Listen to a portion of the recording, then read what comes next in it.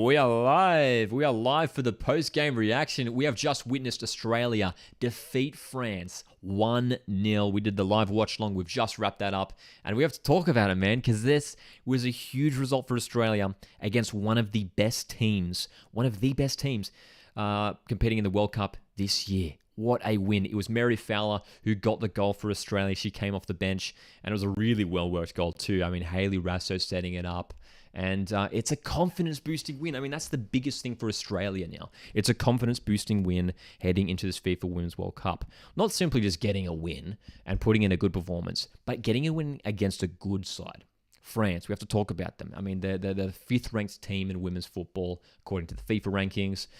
They're undefeated this year. They haven't lost a game in 2023. They were entering this tournament, coming to Australia in really, really good form, and we got it done against them. We're here live right now. We've got a bunch of people in the live chat. Spence is here, very happy with this one, with bringing out the Olays. Matildas will win the World Cup without a doubt, says Spencer. 50K, that's right, Charlie. I mean, 50K in attendance. Massive for the Matildas. The biggest home crowd that the Matildas have had ever. This is breaks the record. And it's going to be broken once again next week. Bailey's here as well, very happy with this one. Jessica's here, says, great game. It was a great game from Australia. And, you know, from the start, I thought we started really brightly. In that second half, though, towards sort of like the 20-minute mark, towards the end of that first half, I thought France were very strong.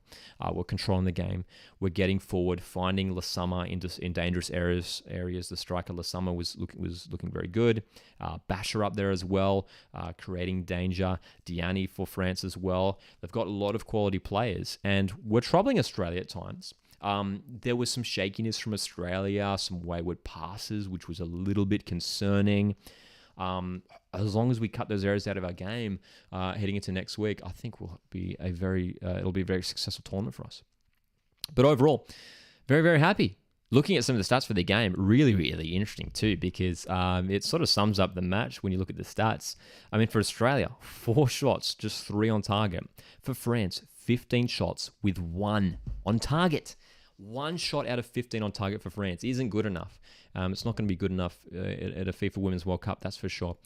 But I tell you what, it's not necessarily suggesting that France were inaccurate today. You know, they were taking some questionable strikes from long range and stuff.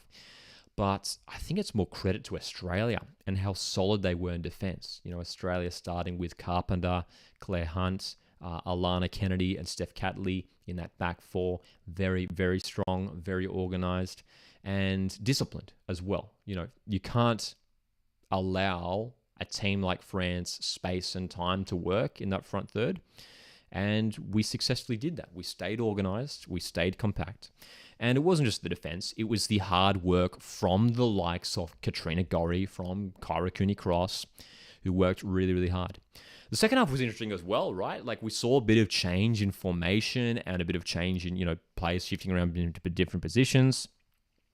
Sam Kerr played 60 minutes, had a decent game. Hayley Raso came through the middle. We saw Mary Fowler out on the left, Kyra Cooney-Cross on the right wing. It's good to see as well, like, not only does this Australia squad look really, really good and strong in a bunch of different positions, but versatility, I think, is going to be a big thing for Australia if we do have injuries here and there.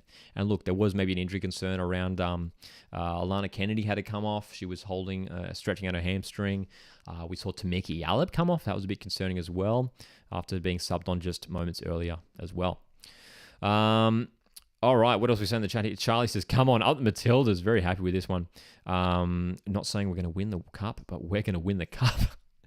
I mean, it sums up, like, with what you guys are like vibing in the comment section in the chat here. It sums up the vibe now heading into this tournament for Australia. It's a confidence boosting win. It absolutely is. Aussie Stadium Builder says, incredible performance in the second half, especially. Yeah, the second half was definitely better, defensively better. I thought we were a bit stronger defensively.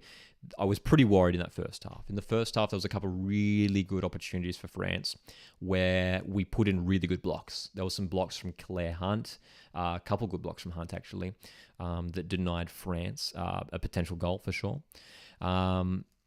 And that second half, France didn't really have many, clear-cut opportunities, you'd have to say. It was Australia who were looking very dangerous, though, breaking forward on the counter-attack. It's going to be interesting to see what happens next week, though, coming up against Republic of Ireland, a lower-ranked team, still have dangerous players, but it'll be a bit more of an even game. In this match, Australia had way less possession, but that's sort of, I think we wanted that. It sort of worked for us. We were able to sit back, absorb the pressure, and push forward and attack on the counter-attack. And it worked really, really well in the first half. There were some great counterattacks from Caitlin Ford, Sam Kerr driving forward. That final pass was just missing at times, which was the thing that was maybe a little bit disappointing in that first half. If we had that final pass, we would have been up 1-2-0 in that first half for sure. But it finally worked out in that second. I mean, how good was that play? Kyra Cooney crossed the pass to release Rasso, and then finally got that pass correct to find Mary Fowler, and a great finish by Fowler as well. Aussie Stadium Bitter on the live chat says, only downside to the second half was the injury at the end for France. Yeah, for sure. And we do have to mention that in this post-game reaction. I mean, really disappointing. I mean, you never want to see that from any footballer.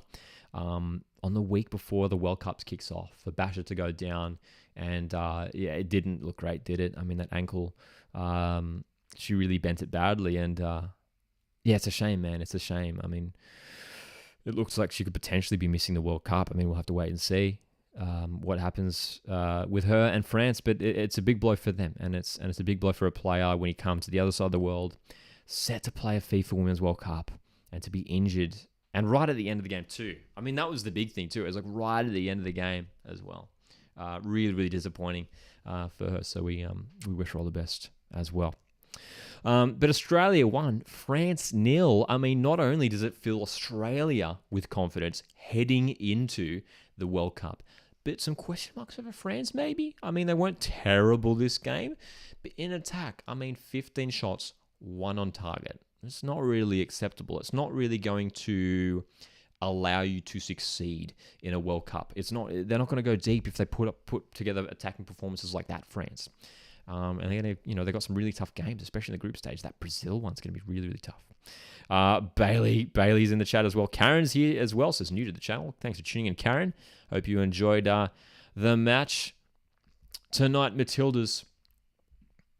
After this game, I think, I mean, not only, is it a confidence-boosting win, but it's just a massive night, a massive occasion for Australian football as well, to not only have, a Women's World Cup around the corner, but to have 50,000 people in the stadium, as Charlie mentioned before.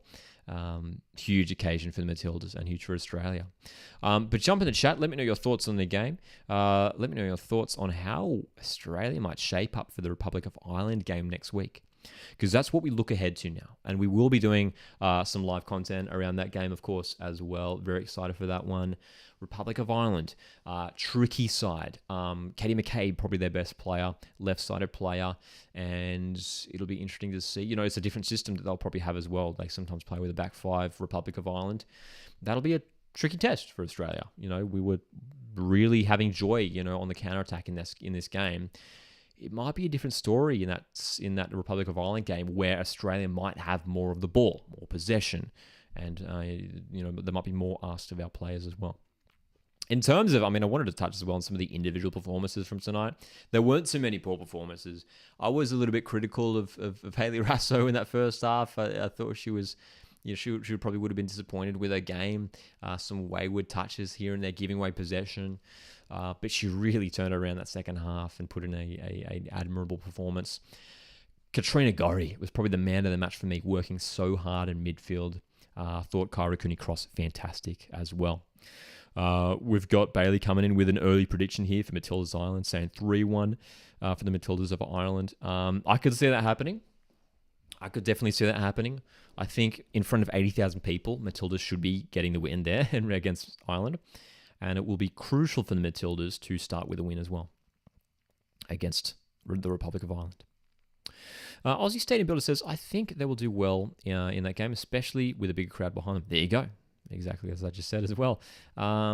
It will absolutely contribute. And I talked about it a bit before, but I think after tonight, it's really reiterated the point. The home crowd is going to play a massive factor in this tournament for Australia.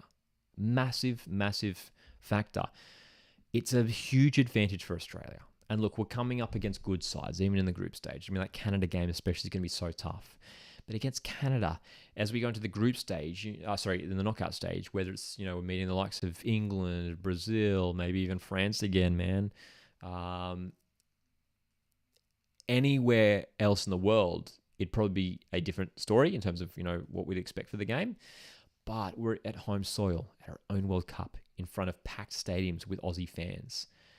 The Aussie fans got the girls, really got the girls across the line tonight. We played a massive part in tonight's win, and will play a massive part in every single game that Australia play in this FIFA Women's World Cup.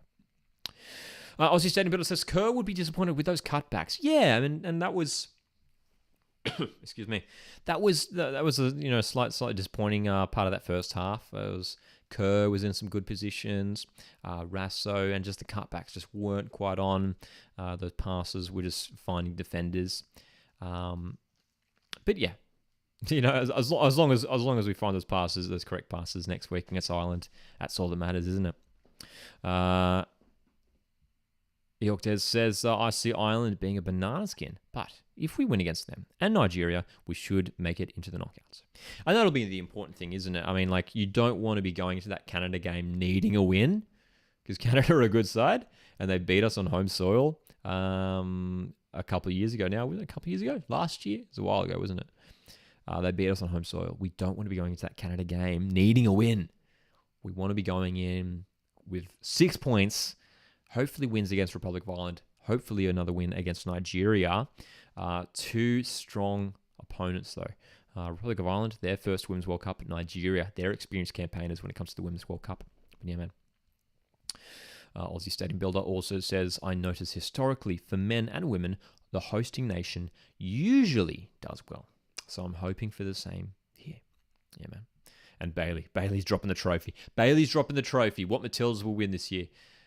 Dude, I mean, we don't want to get carried away, obviously, but I'm quietly kind of confident that we'll go far in this tournament. There's some huge teams that we could come up against in the quarters, in maybe the semis as well, and it's going to be so tough if we do come up against, like an England or like a US, like a Spain. I mean, these sides are so strong. It's going to be tricky, man. It's going to be really tricky. Mr. T's in the chat. How's it going, Mr. T? Says, yeah, hopefully the Matildas can repeat what the Socceroos did with a home crowd advantage and win the tournament. That's right. We saw it happen with the Socceroos in the Asian Cup all the way back in 2015 on home soil. And there's no reason why Matildas can't do the same thing.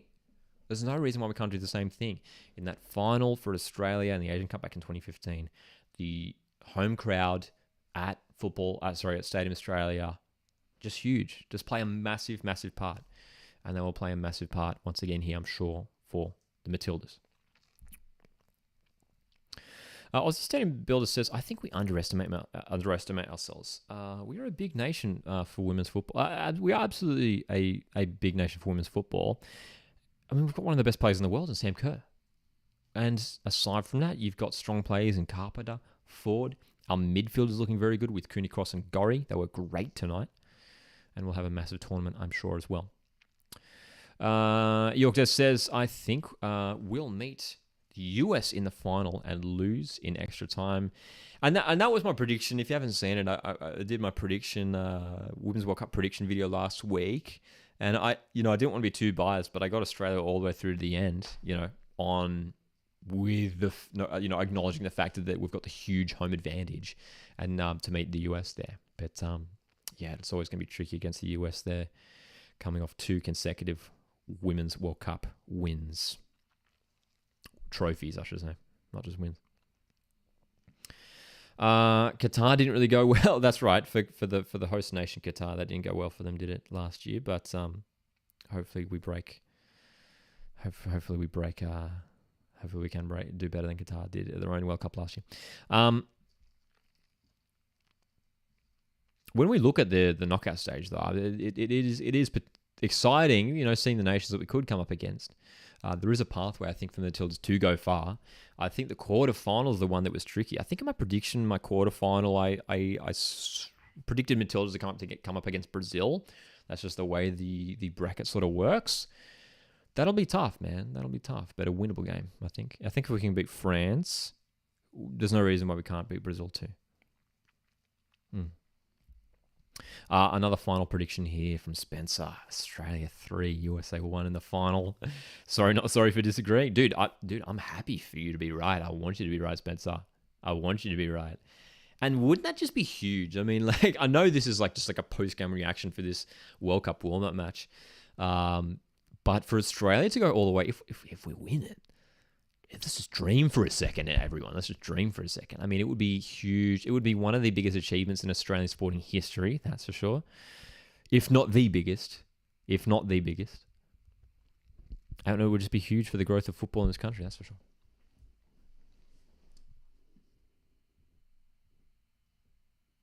Aussie Stadium Beetle says it's likely that we could face England or Brazil in the round of 16 or quarter final. Yeah, and look, I mean, 2 tough games, especially like we really want to avoid England, and that's the way it shapes up too. So we expect England to top their group, which is Group E, I think, Group E, or Group D, one of those groups. Anyway, we expect them to top their group, and it's the second place team in Group B, Australia's group, will be taking on England. So we sort of want to avoid second place. We don't want to be taking on England early on in the knockout stage, man. Early on. And that's right. A win for Australia could potentially mean a public holiday. That's right. That's right.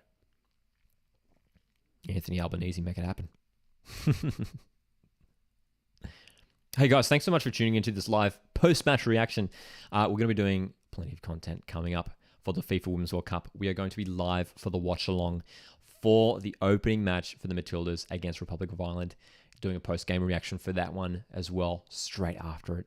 Can't wait for it, guys. Thanks so much for tuning in. Make sure you're subscribed if you haven't done so already, so you can keep up to date. So all of the FIFA Women's World Cup content coming here on the Coastal Football YouTube channel, keeping a close eye on Australia especially.